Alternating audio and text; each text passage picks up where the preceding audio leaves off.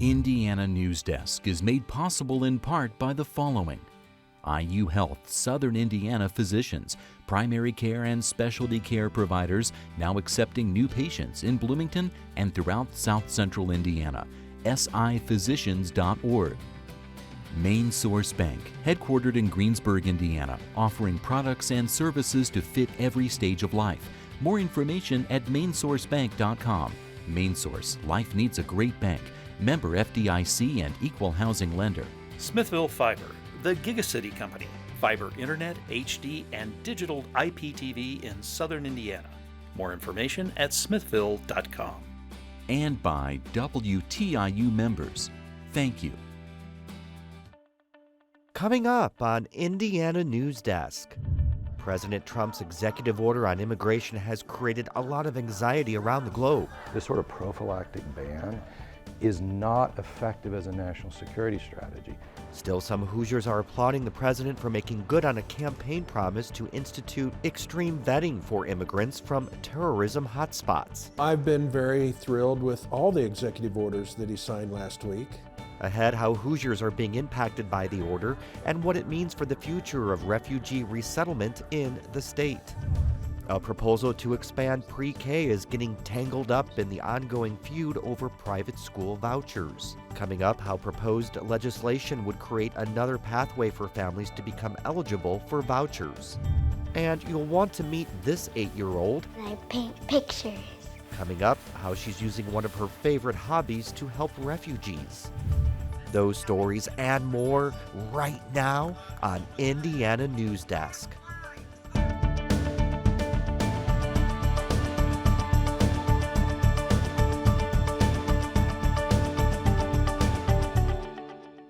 Welcome to Indiana Newsdesk. I'm Joe Wren.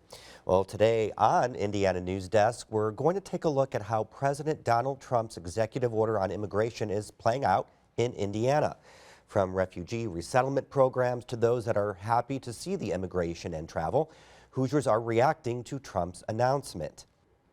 Last week, Trump signed an executive order temporarily banning travel and immigration from 7 Muslim-majority countries. Since then, a New York judge has issued an emergency stay temporarily barring the U.S. from deporting people subject to the ban. The Trump administration says the executive order aims to increase national security, but an Indiana University Maurer School of Law professor says the executive order is not an effective strategy in preventing terrorism. The way in which national security, the power that we have to protect our national security, the ways in which that is most effectively exercised means that you focus on the precise threat.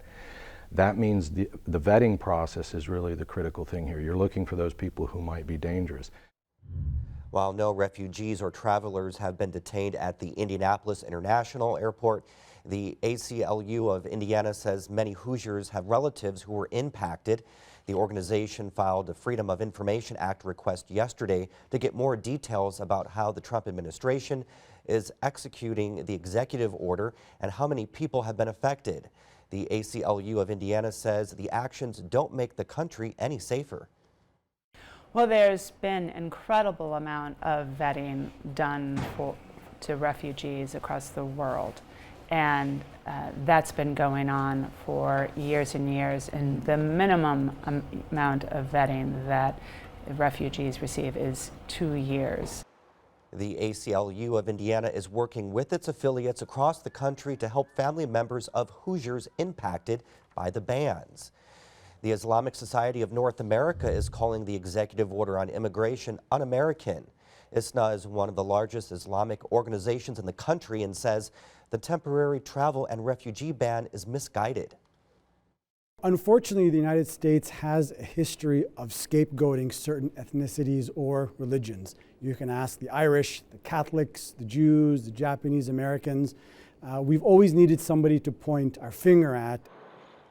Bata says there are ways for the government to keep people safe without targeting certain groups. More than 2,000 refugees came to Indiana in 2016, but it's unclear whether the state will welcome any this year. As Barbara Brozier reports, President Trump's executive order has refugees hoping to come to Indiana and the agencies that help them in limbo. As Iman Ramadan works in her office on Indiana University's campus, a tiny American flag sits in her window. I have this small cup. I got it from my neighbor. She's like my mom. She's American. And she brought it to me, and I have the flag from this ceremony. The flag is from her naturalization ceremony several years ago, and a symbol of pride for this Syrian American. When I got my citizenship, that is the moment where I felt I belong to this country. Al-Ramadan says that pride hasn't wavered this past week, despite President Trump's executive orders on immigration, which includes a travel ban for her home country and temporarily bars all refugees. All people will send us messages as, oh yeah, do you feel okay? Are you okay? So all my fellow Americans make me proud and make me feel that I belong more to this country. The community Al-Ramadan now lives in was preparing to welcome up to 60 refugees this year. The State Department approved Bloomington as a refugee resettlement community in 2016, and Exodus Refugee Immigration planned to open an office there in December. The majority of the community was supportive of the idea. So much so, they formed the Bloomington Refugee Support Network to help with the transition. I mean, I know people that had pillows and blankets ready. I knew people ready to offer piano lessons. But those plans are on hold indefinitely because of the executive orders. The group will continue its public advocacy work and plans to help support refugees living in other parts of the state. Just because the refugees haven't come to Bloomington doesn't mean they don't need us. It means they need us more than they ever did. And I'm not giving up. Catholic Charities is one of the organizations that helps relocate refugees to Indiana. Its work is also in limbo. There's a lot of unknowns still. We probably had about another 290 people or so that we expected to be coming in over about the next month and a half. So their situation now is on hold. But there are some Hoosiers who are applauding President Trump's actions, including grassroots conservatives leader Robert Hall. He was particularly worried about Syrian refugees coming to Bloomington. I think our national security is getting better and better every day with the executive orders and the people that President Trump has put into the cabinet positions. Bedford resident Anthony McIntosh feels the same way. He hopes the Trump administration will make changes to the screening process refugees go through. It doesn't say we're never going to have immigrants again, or, we're not going to take any refugees from any country ever. It's let's take a break and let's see where we're at and what we actually have. Refugees coming to the U.S. go through security screenings with several agencies, an intense interview process, biometric security checks, and medical screenings. That's more than any other group that enters the country. Al-Ramadan says she understands why it's necessary, but she doesn't know why certain groups are now being singled out. We have to watch who is getting in, but we don't have to generalize. For Indiana Newsdesk, I'm Barbara Brozier. Exodus Refugee Immigration's executive director says he's worried about having enough funding to help refugees who are already living in Indiana. The organization's federal funding is tied to new refugees resettling in the state. Now, in the second half of the show, we'll rejoin this story, taking a look at how the executive order is affecting those at universities. Now, let's take a look at the week at the Statehouse, where a number of bills are moving through committee. State Superintendent Jennifer McCormick and Governor Eric Holcomb are asking lawmakers for a $280 million increase in basic K-12 school funding for the next 2 years. McCormick did make a pitch for squeezing additional dollars into a few programs if financial wiggle room can be found. A federal appeals court struck down portions of Indiana's controversial e-cigarette regulations that were passed last year at the Statehouse. Only one manufacturer in the entire country meets the strict security requirements. The court says Indiana does not have the authority to regulate the processes and facilities of out-of-state manufacturers. The vaping law has been embroiled in controversy since it went into effect last year. Some legislators are trying to pass a bill that would repeal many of the regulations. The Indiana House voted to approve a bill that would give counties and municipalities the authority to establish a syringe exchange program without state approval. Existing law requires the state to declare a public health emergency before needle exchange programs can operate. That alleviates some of the long wait. I mean, and when I say long wait, some of it, sometimes it's been 3 months, 6 months, depending on if things need to be changed for the state to approve it or services need to be redesigned, what have you. It allows that to be more expedited. The measure is a legislative priority for Republican Governor Eric Holcomb and has bipartisan support. However, new Republican Attorney General Curtis Hill has expressed strong opposition to the proposal. Indiana schools could store the overdose antidote naloxone for emergency purposes under a measure approved by a state Senate panel. The bill would allow schools to stock and fill prescriptions for naloxone and albuterol and asthma treatment. Proposed legislation to expand the state's publicly funded preschool program is tangled up in the ongoing feud over private school vouchers. One bill would expand the state's preschool pilot program from 5 counties to 10 counties and lower the financial threshold to help more poor families. It passed out of the House Education Committee. Indiana has one of the nation's highest smoking rates. This week, the House Public Health Committee voted in favor of a bill that aims to bring that rate down, in part by raising the cigarette tax by $1.50. The bill would also raise the smoking age to 21 and put $35 million toward tobacco prevention and cessation each year. A bill that would require all terrain vehicle drivers and child passengers to wear helmets passed out of committee this week. The bill comes after the Indiana Department of Natural Resources saw a record number of ATV deaths in 2016. It tipped over on my daughter Kate and killed her instantly from blunt force trauma, massive cerebral disruption to her head. Some lawmakers expressed concerns about how the bill would be enforced. The bill goes before the full House next week. Community members spoke to the Indiana State Senate about the future of placing unused machines from the Rising Sun Casino in a new facility in Terre Haute. For residents in our community, traveling to Evansville, French Lick, Shelbyville, or Anderson require lengthy drives of at least 2 hours on routes that are not really easy drives. We believe that, I believe that gambling revenue will actually increase if it's more convenient to our portion of the state. Those in favor of the bill say they believe a Terre Haute casino will also draw in revenue from casino goers coming from Illinois. Opponents of the bill say a new casino will decrease revenue and steal competition from existing casinos around the state. We'll continue to follow these and other stories over the course of the session. Coming up on Indiana Newsdesk, we'll explain how these watercolor paintings connect to refugees in need. And we'll see how the president's executive order on immigration is playing out on college campuses where students and professors come from all over the world. These stories and more right here on Indiana Newsdesk. We are a nation of explorers. We seek new ways of living, of thinking, and of expressing ourselves. We take risks, we learn from experience, and we keep moving forward.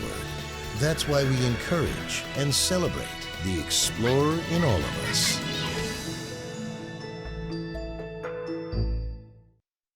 $10,000. 15? 15, you think? 20, 21,000? 600. 20. 18,500. 24. It's at least 40. Look at it. 4,500,000. 650. 20. 650. This textile would be worth about $500,000. $500,000? No way. I knew it. It's just a blanket. Laying on the back of a chair. Well, sir, you have a national treasure. Wow. A national treasure. Congratulations. I can't believe this. Welcome back to Indiana Newsdesk. As the conversations surrounding the future of the Affordable Care Act continue, a national Save My Care bus tour sponsored by proponents of the Affordable Care Act is traveling the nation. This week, it made a stop in Indianapolis. Former U.S. Congressman Baron Hill voted for the ACA in 2010 and says Republicans who now want to replace the law can't keep its popular parts without keeping the requirement that everyone buy insurance. There are now Republicans looking at the consequences of us doing away with the Affordable Care Act. There's a lot of governors now who are outreaching to members of Congress and say, hey, slow down here. Let's think about this before you guys dismantle it. The rally ended with a mock funeral procession to U.S. Senator Todd Young's office, symbolizing the hundreds of Hoosiers the group estimates would die each year if their Medicaid coverage ended. One component of the Affordable Care Act allowed Indiana to create its own unique Medicaid program. HIP 2.0 extended coverage to about 250,000 Hoosiers in 2015. If approved, the extension would update HIP 2.0, but the program will continue to ask its members to make monthly payments for coverage. The feds will soon post the application for a public comment period of 30 days.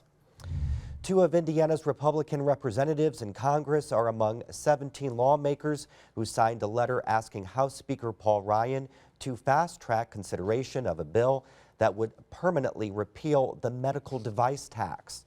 Congress has unsuccessfully backed similar bills under the Obama administration. President Trump's executive order on immigration has left colleges and universities scrambling.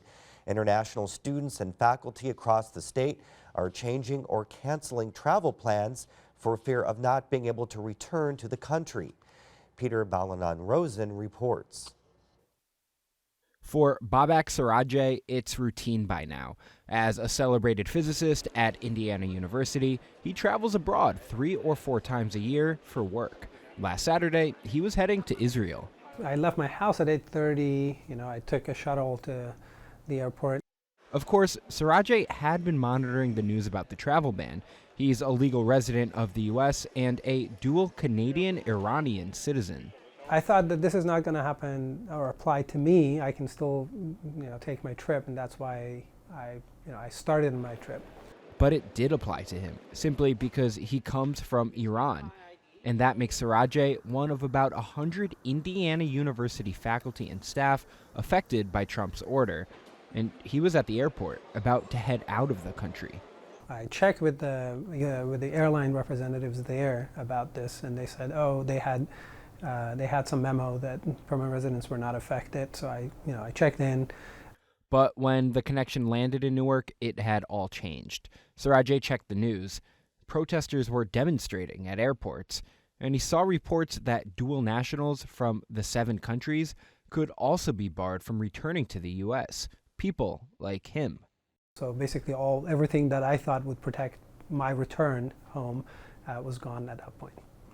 And with no guarantee of return, he turned around, put the research on hold, and returned to his family and the associate professor job he's held for 6 years. It felt like the ground was shifting under my feet, just being in a mudslide or something like that. This happened like overnight almost, with such sweeping effects. Across the university, about 150 students, about 100 faculty and staff, and 160 prospective students are directly impacted. Others have family in the affected countries. We have a lot of family members still in Syria, so for those family members who had hoped to one day be able to get out, this rise in populism and xenophobia, not only in the United States but all over Europe, is just really scary for them because now they don't really know how to get out. They don't know if they have a way out. The Trump administration stresses the ban is temporary. The IU is responding to all the uncertainty by offering services to help deal with stress and anxiety.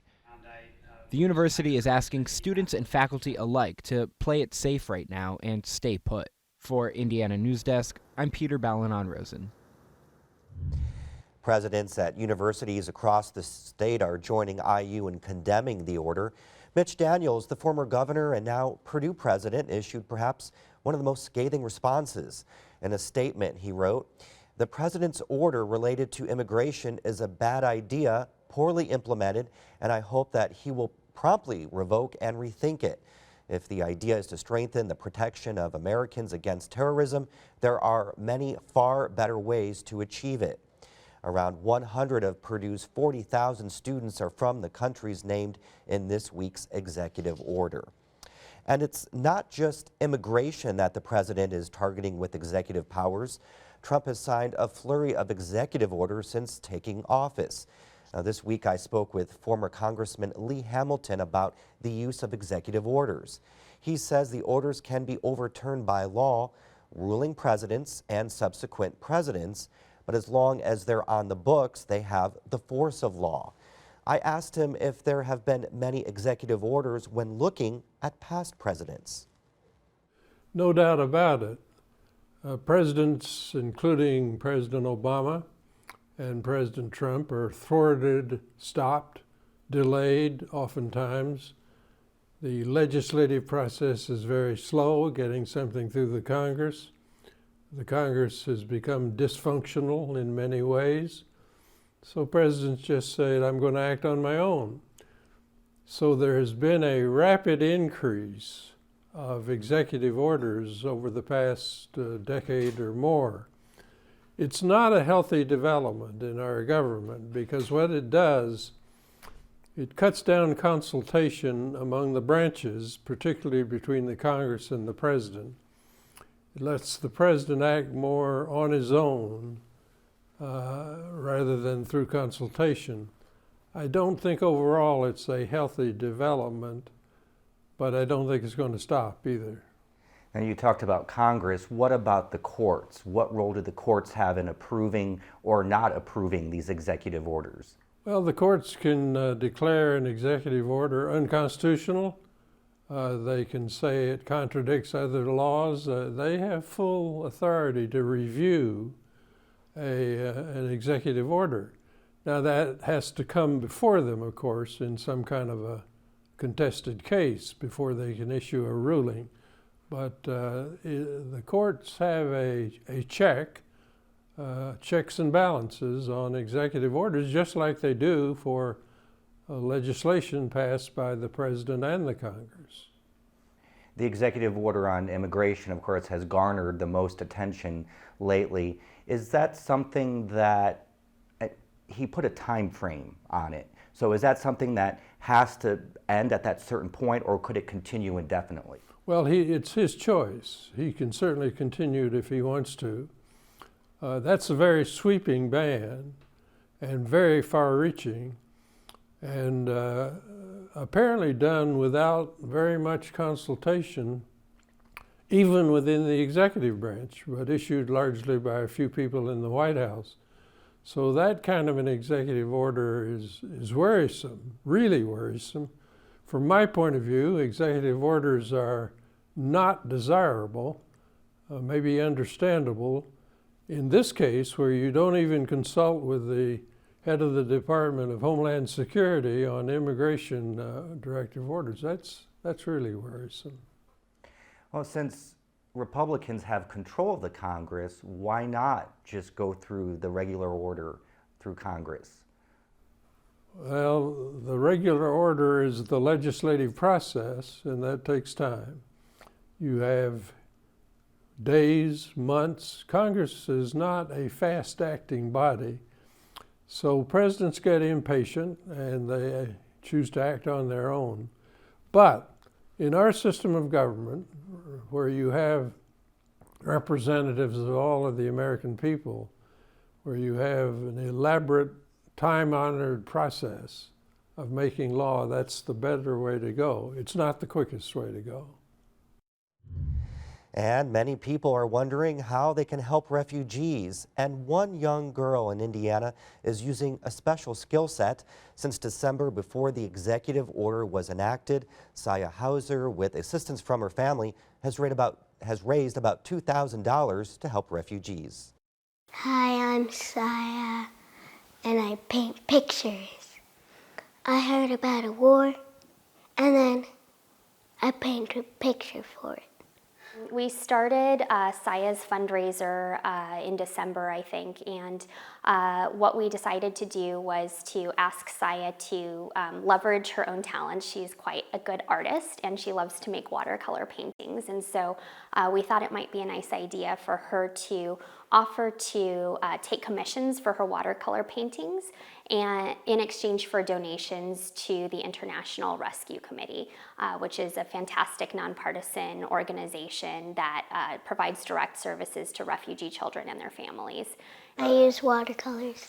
Draw the outline in black paint, and then I color it in using colored paint. She has commissions for about 45 paintings.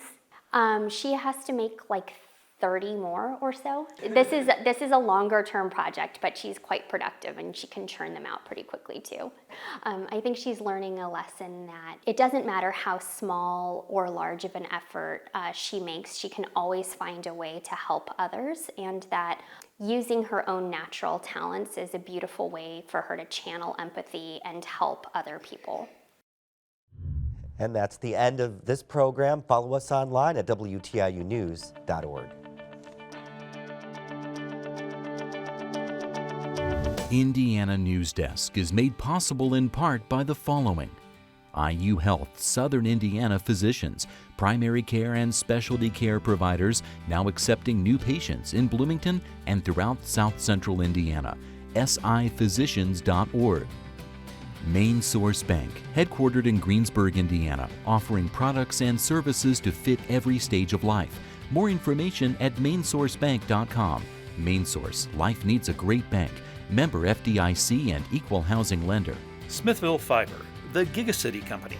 Fiber Internet, HD, and digital IPTV in Southern Indiana. More information at smithville.com. And by WTIU members. Thank you.